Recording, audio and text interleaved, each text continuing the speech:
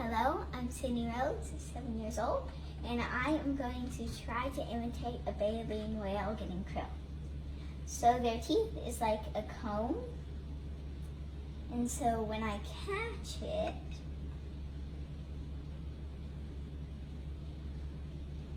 all the water drains out, but the krill goes into their throat and they eat it.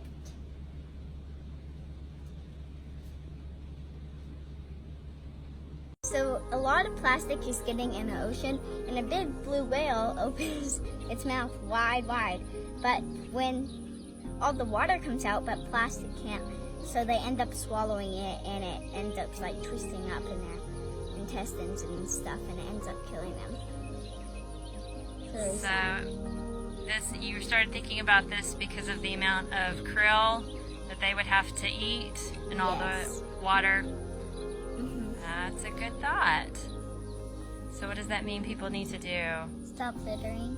Stop littering, particularly plastic, right? Yeah, stop using plastic bags, and stop using Ziploc little plastic bags,